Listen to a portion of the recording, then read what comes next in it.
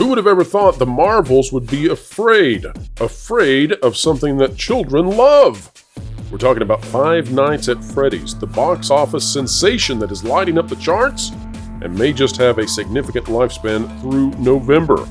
Big enough that it could actually defeat a Marvel Entertainment film when we compare domestic opening box office weekends. What a tremendous thing to be watching! And now we're all wondering, is there far more marketing promotion connected to Five Nights at Freddy's on the way? We're looking at you, Chuck E. Cheese, and maybe even you, Pizza Hut.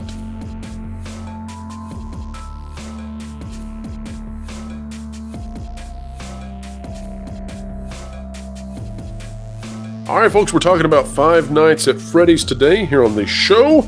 It is a movie that was not necessarily on my radar, but now it's on everybody's radar because it is exploding at the box office, and that despite the fact that it has reasons not to do so well, and yet it is doing so well. How good is it doing? Well, consider this for a moment. It is likely going to defeat the Marvels in terms of box office domestic openings, and it is also on streaming at the same time. And yet it is still going to beat the Marvels, probably, in a domestic opening. That's insane. How big is that? Well, it's big enough that now we're hearing rumors that we will be covering on the channel tomorrow that Marvel has reached out officially to Robert Downey Jr. to say, come back, please, dear Lord, please come back. We need you, Iron Man. That's how big this is. Now, I'm not saying that Five Nights at Freddy's did that just all on its own, but it's symbolic, it's indicative. And joining us, two individuals who are definitely not symbolic. No, they are truly, practically geniuses. Matthew Kadish of Salty Nerd Podcast and Andrew, Caffeinated Wolf of the Rippaverse. Gentlemen, welcome. Thank you. Thanks for having me. All right, well, let's talk about what's happening with Five Nights at Freddy's. It's amazing. It's all the records shattered in opening weekend. It's out of Variety by Rebecca Rubin. We like Rebecca. Five Nights at Freddy's Universal and Blumhouse's terrifying adaptation of the popular video game made a killing. Well played. See why we like Rebecca? Made a killing in its box office debut with $80 million in North America and $132 million globally. Now, the budget, of course, is only $20 million. So, folks, can you say profit? That's right. It's the word of the day. So if you remember Pee-wee's Playhouse, scream every time we say profit. Peacock and Universal, they are definitely profiting. The box office is profiting. Everybody is happy with Five Nights at Freddy's. There's no telling how well this is going to do in November. We'll see if it's Halloween-centric or not. But that is also creating a very strange situation where the CEO of Chuck E. Cheese is quite, shall we say, chummy with Five Nights at Freddy's, right? And so this is out of the Popverse. This one says, Chuck E. Cheese's CEO is flattered by comparisons of Five Nights of Fun event to Five Nights at Freddy's. This one by Fran Ruiz. Last week, we found out about Chuck E. Cheese's cheeky upcoming event, Five Nights of Fun, given its suspicious proximity to the upcoming Five Nights at Freddy's movie adaptation. And folks, you can see these dates are a little bit old. And the fact Chuck E. Cheese was actually a major inspiration for the famous video game franchise, the internet has been talking a lot about what will ultimately feel like a parody event.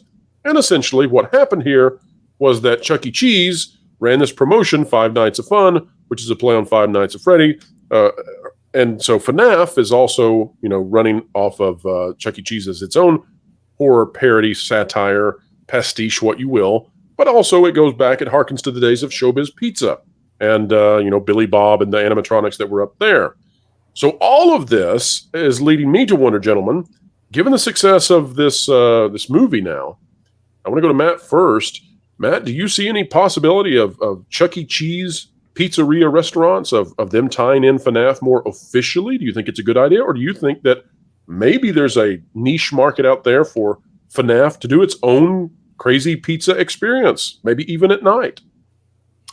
Well, I know in years past, Five Nights at Freddy's has done like their own like haunted houses over Halloween. So like you'd have like the Five Nights at Freddy's themed haunted house where you go in and it looks like you're in like the pizzeria in the game, and you have all like the animatronic monsters and stuff like that. So they've actually been doing like their own thing for quite some time now. I can remember, a couple of years back, first being exposed to the Five Nights at Freddy's, which was basically a mobile video game. And it gained a lot of popularity on YouTube with video gamers, playing it and doing the jump scares and stuff like that. And so like it's got a huge audience of like young people who basically have grown up playing this game and loving it and getting into the lore and all that good stuff. So it doesn't surprise me that the movie's actually doing really well. In fact, I watched it last night and it was, pretty tame, like not very scary, but like it really kind of carried over like what made the game kind of like interesting and fun and stuff like that. So I think that, most businesses like Chuck E. Cheese would be smart to create a strategic partnership with this game because it's going to definitely pull in, teenagers and younger crowds and families and stuff like that. There is the issue of like the little kids being like too scared because, my 9-year-old watched the trailer and he's like, oh, that looks too scary. So, I guess it comes down to like people's tolerance. I think it was really smart of them to release it over Halloween or like the week before Halloween or whatever the case may be, because people were just in the mood to like, watch that kind of spooky, scary thing. But I actually think Pizza Hut might be like a better partner for doing like Five Nights at Freddy's than I had not thought of that. Like Chuck E. Cheese, because there are so many kind of like Pizza Huts that still have like the old, like Pizza Hut. Yeah, I had not thought of that. That's genius. Yeah. So like if Pizza Hut were to do that and actually turn their actual like dine-in restaurants into like a Five Nights at Freddy's like motif, I think that would have been a pretty big tie-in. One of the reasons that this has come to mind is we have seen some information that leads us to believe that Trey Parker and Matt Stone of South Park Studios are planning to open additional Casa Bonitas around North America. And of course, that is the Mexican restaurant that was heavily featured in an episode of South Park in the past. It was closing down. Trey and Matt purchased Casa Bonita. Now we've seen some loan amounts that indicate that maybe they want to do something more. Maybe they want to create more restaurants. So that had us thinking, well, why in the world would you not, if Casa Bonita is that successful so far with its retheme, why would you not think the same thing of FNAF? And so Pizza Hut, wow, what a great idea, Matt. Andrew, I want to ask you, though. That's exactly right. And no sponsorship here with Pizza Hut, folks. No sponsorship at Pizza Hut at all. But we love you, Pizza Hut. You should totally sponsor us. We're trying to race and beat Salty Nerd Podcast, who they already have salt in their name. That gives them a culinary advantage. Andrew, I want to go to you, though. Talk to us a little bit about the significance of a movie like Five Nights at Freddy's looking like it's going to have a bigger box office opening than the Marvels. What do you think this really says about culture at large right now? Well, it's indicative of a few things. One of which being people are really burnt out on the quality of the comic book superhero movies that have been coming out the last several years. We keep seeing diminishing returns in the box office for all of these films, whether it's out of DC or Marvel, it doesn't matter. They're all not doing well at all. And the Marvels is on track to be more of the same, if not even worse, considering what we've learned in recent weeks and months about its actual budget, or at least its more likely budget. So outside of some miracle in this movie being the greatest thing ever, which it's not going to be, it's not going to do well. It's going to fail. You mean that post-credit scene is not going to pull people back in? People don't. In order for people to see the post-credits scene, they have to actually go to the theater to see the thing first, right? And they're not going to do that, so it's not going to matter. They'll at most watch the upload from some guy on his phone or something like that, uploading the post-credits scene to a website or to YouTube or whatever before that gets struck and taken down. But something else that's really interesting about this is what we've been seeing with video game movies.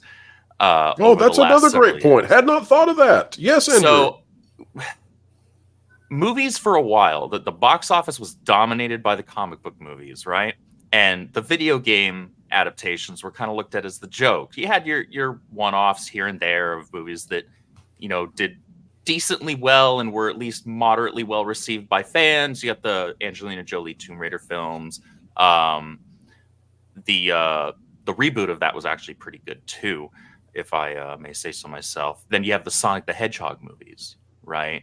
But for the longest time, for every Tomb Raider, you get 3 Dooms, and so the video game films were looked as the joke.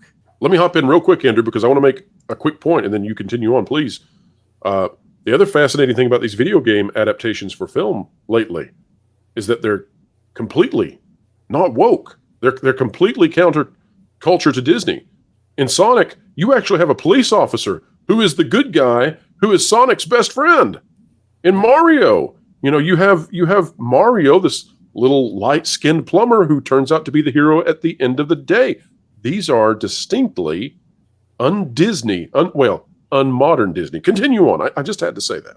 No, you're absolutely right. And, to piggyback off of what you said about the Sonic movies, the police officer, I don't know why his name's escaping me right now. Donut Lord. That'll Donut suffice. Lord. Yeah, Donut Lord for sure. He's married to a young, beautiful black woman, right? He's white. Mixed relationship. They never make a thing about it. It's just, these are the characters, and the writers endear you to the characters, the actors. Which, by the way, it's I think in the vast amount of North America, it's just normal. So yeah, and there you go. The point, though, for why it's counterculture, because it's not counterculture in that it's like anti-woke. It's just not woke. It's not preaching a message outside of something family and friends, right? It's just universal messaging. And that's something that the video game movies seem to be hammering home really well lately, with both of the Sonic films, with stories of redemption, like we see with Knuckles in the second movie, and, putting aside your differences and becoming friends by the end, working together, things like that. The story of brotherhood and family in the Super Mario Brothers movie. The Five Nights at Freddy's movie, while it, on its surface, is just kind of a, fairly benign story, the movie was fun enough. I had a good time with it, but it did have an underlying message about looking at what you truly have around you and being thankful for that. You see we got the main protagonist who winds up by the end realizing that he's been trying to chase this one thing in his past for so long, but by doing so, he was ignoring what he still had right in front of him. He had his little sister. And that's a really good message, honestly, for a fairly simplistic film about something that's based off of it's hard for me to call it a kid's property. It's primarily kids that were into it. I remember when Five Nights at Freddy's was first coming out, I was still managing GameStops at the time. And when we started getting this merch in, I was, what is this? This looks so weird. And like little kids with their parents would come in, they would go wild over. I'm like, what is this all about? And I started reading up on some of the lore. I'm like, this is kind of dark stuff. And the little kids had no idea what it was based on originally. So yeah, no, they didn't. And we would have fun in my store because they would have, was it Bonnie the purple rabbit? We had a plush of him that we would, like, at the end of the night, whoever closed down would hide it in different places around the store to freak out people. Like it's like shelf on an elf, or elf on a shelf. Speak, pro, speak. You knew what you're talking about. Yeah, the old brain got a little confusified there. But guys, I've got a hypothesis here. I know that may sound strange for someone to have a hypothesis after they can't say elf on a shelf. But I've got an idea here, and I want to bounce it off of you guys. You tell me if I'm wrong or if I'm right, or we'll play with it. But here's my thought. Traditionally, I would say that a movie like this and the opportunity for it to have tie-ins, long range, and all of that, it's kind of limited. It's very niche. And particularly, I would say that because it's Halloween-esque. And so as we go into November, you tend to have those things kind of float away, and they don't come back until later again the next year. In this case, though, here's why I think that Five Nights at Freddy's could actually have some serious staying power, and why it may result in a future where we're all eating chili dogs with Sonic and burritos with Cartman and apparently pizza with terrifying animatronics. Here's why I think there's a chance. I'm looking at November. November at the box office, and, well, there's no 2024 at the box office because that's done. Hollywood strike is here. But November, very female-centric. We're talking about Hunger Games. We're talking about Wish. We're talking about the Marvels. I mean, this is a tremendously feminine month for the box office. Five Nights at Freddy's can still draw in the boys. I think it may have a run because the little girls are going to go watch those movies as much as they will, and the boys are going to go watch FNAF. What do you guys think about that theory? Do you think that might be true? Well, the interesting thing about Five Nights at Freddy's is, first of all, it comes prepackaged with a hardcore fan base that's been built up over the years. And, there are YouTube channels dedicated to Five Nights at Freddy's. You have some of the most popular YouTubers like PewDiePie and Markiplier, who, did Let's Plays of all these Five Nights at Freddy's I'm things. writing these names down. I'm going to reach out and see if we can get them on the. Oh my God! Look at those subscribers. Never mind. Oh, keep going, man. Keep going. Yeah, it'd be a stretch. These are big YouTubers, and some of them make. What are you saying about us here? We three gentlemen, we're just fine. but yeah, so like Five Nights at Freddy's has like a life outside of this movie, and it's got a very deep lore, and it's got a very hardcore fan base. And so the movie is just a way to move it into more of the mainstream. And so because of that, it's going to have a life outside of the movie. And, you know, you can see like as the movie gets more successful, you know, there's like 6 or 7 video games that people can download on their phones to play, like ready to go. And there's all these YouTube videos, like years long history of like deep diving into the lore and the different games and stuff like that. And so there's all this ancillary material out there for like the young audience that goes and likes the movie and then wants to, you know, explore it more. And so it's going to have a very healthy life outside of the movie theater. And I think that's one of the reasons why they were also kind of confident enough to put it same day release on streaming. But I think that there was also some strategy to that where like parents could pre-screen it for free essentially before taking their kids to the movies on Halloween to like be all spooky and stuff like that. That's a great point. Yeah, so like there's definitely something there where I don't think it's so much the counter programming of like the more female centric movies that are coming out in November, but it's just that it's a really solid property that has all types of ancillary verticals related to it that are already ready to go. Now that it's starting to like kind of like hit its stride in the box office. And like you guys said before, it's also a very good kind of message at the end of the day because it's about the preservation of the family unit and fighting against the things that can tear that apart. And if this were like a Disney movie instead of a Universal movie, instead of like a white leading man character, you would have gotten like a diverse black woman who's gay and lame, you know, being the security guard and you know, all that stuff. So I think that it hit all the right notes for the fan base. It knew who they were making the movie for, right? You have like Matt Pat doing like a cameo in the movie, who's one of the biggest YouTubers on the platform. Then you got like another YouTuber who played the cab driver and all this stuff. And so like they're really reaching out to like the hardcore fan base and giving them all these Easter eggs, but at the same time they're making it accessible for a wider fan base to like pull people in. And yeah, that in addition to all the ancillary material that's already out there for this franchise with all the deep mythology and stuff like that, I think it's set to have a very long legs at the box office. Andrew, how many Five Nights at Freddy's you think we'll get out of this? I think 2, we could at least 3, get a couple. I know I'm not entirely super familiar with the franchise myself, but I know that they have something called Sister Location, and they've got a number of other things. Because as Matthew said, there are several video games to this, which I do want to touch back on because this is a perfect opportunity for them to like bundle and repackage all of those games together and put them on other platforms. Put them on the Switch. Put them on the PlayStation, put them on the Xbox, get them up on Steam, you know, and you can repackage them as a bundle deal. You can get new life out of the game profits with that. You can put merch out again, and merch is where you're going to make your real profit. And the kids are going to want that stuff anyway, because kids, when they're into a thing, they want things related to the thing. So they're going to want the merch. They can bring back the plushes, and those are cheap enough to make, at least at the quality that they were doing whatever it was 6-7 years ago when they were really popping off for the first time. They can breathe new life into that. And then you add on to that potential cross promotional stuff like what we were talking about with Chuck E. Cheese or Pizza Hut or whatnot. You can really breathe new life into a franchise when you do that.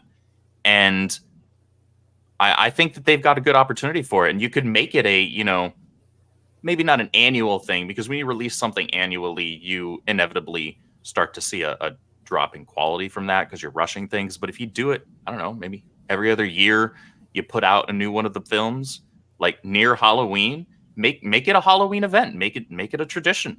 You know, there are plenty of movie franchises that do that all the time around either Thanksgiving or Christmas or Halloween. There's no reason to think that Five Nights at Freddy's can't do the same. And it's a safe enough movie for younger audiences that parents can feel comfortable doing that. You can breathe new life into the franchise and a little bit of new life into the box office. It's a PG-13 horror movie. Yeah. Which opens up all types of doors that R-rated horror movies just can't open. And it's also probably enticing in those younger than 13 with their parental consent and parents going with them, as we were talking about the little kids loving these characters at GameStop. So a win-win, I suppose. And I believe it was Jeff from World Class BSers once said that when you look at the 80s, Disney floundered for a significant part of the 80s, and as a result, you had all of these very avant-garde kind of films come out that now we consider classics that came out because of that void. You know, we're talking about Ghostbusters, we're talking about Back to the Future, things that have difficult pitches, I would say. Like, you know, when you go back and think about those movies, they're a little bizarre, but they're wonderful. And maybe, if we're all lucky, this misstep and series of missteps by Disney will actually open up a window for new and exciting and very strange films to come in and succeed. Five Nights at Freddy's looks to be one of them, and we'll be keeping an eye on any efforts to perhaps turn this into an experience at retail, in restaurants, etc. We'll watch Pizza Hut closely, as well as Chuck E. Cheese, and we'll see what happens. Well, Matt, thank you for being a part of this one today. Tell us what we can expect on the Salty Nerd podcast. Oh, we're releasing new stuff every week. November is going to be our retro We Watch month, so we're watching movies that are pre-1960, very like old school stuff. We're going to be releasing The Seven Samurai pretty soon, but I'm getting married next week, and so we did a special wedding episode where we reviewed The Wedding Singer and all that good stuff. And that'll be coming out next Friday, which is the day after my wedding, to my co-host, Jude. And so we're just doing our thing. Check us out at saltynerdvideo.com. Takes you right to our YouTube page. Or you can listen to us on Apple Podcasts and Spotify by going to saltynerdpodcast.com. Takes you right to your preferred player and all that good stuff. And Dubs, thank you for having me on. It's always good to be a guest on your show. Absolutely. And Matt, I know we have praised Pizza Hut in this video, but for your honeymoon, maybe go for something a little higher than Pizza Hut. Don't go there this time. Splurge. Go round table. Darn it! I tried to trap him into a chance to cancel his sponsorship and bring Pizza Hut over here, and he foiled me. He outsmarted me. But no, we're so happy that you are about to have such a happy day, and we wish you many, many, many years of bliss. And we're just so pleased for you and your excellent event coming up. We'll have our rehearsal dinner at one of the few existing Showbiz pizzas around the country. So give Billy Bob our best. Yes. All right, Andrew, tell us about the Rippaverse. What do you guys got going on? Oh boy, we've got a lot going on. We actually just announced the pre-order campaign launch date earlier today for Alpha Core #1. That's going to be this coming Monday, November the 6th. So keep an eye out for that. We launched a little teaser animation trailer alongside it. However, a full animated trailer will release on launch day for the book, so look forward to that. It's going to be a busy time. This is a book written by the absolute legend of comic books, Chuck Dixon of Bat Family fame, creator Bane. He did the most iconic runs on Nightwing, Robin. We're talking some of the best Bat Family related books were penned by him. And the artist that we have on it is the iconic Joe Bennett. He did Immortal Hulk over at Marvel, and he knocked it out of the park with this book. It's fantastic. From the Bat family to the Rip family. I like it. Absolutely. I like it. All right, folks, make sure you click on the links down in the video description to find Matthew Kadish and Andrew Caffeinated Wolf and all the excellent content they are making. Go over there and check their stuff out. You can celebrate the launch of even more Rippaverse stuff with Andrew, and you can celebrate forthcoming bliss and happiness with Matt. I'm sure they would love to have your support as they go on to be very, very successful in their endeavors. Well, folks, you can help us be successful in our endeavors here. It's very easy. If you like content like this, consider clicking the like button, share, subscribe, and when you click it, you do indeed stick it to the algorithms. It's the notification bell.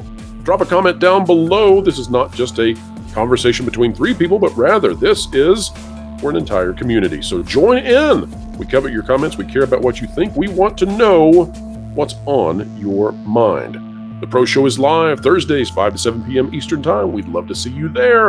And folks, as we always say, wherever you are and whatever you're doing, keep learning, keep growing, and keep having fun. No, hey Florl. What you doing? Thinking about Rome? No, I wasn't. But thanks. Now I lost the game. Dang it. Now I lost the game. Ah, No. Well, now you're a double loser.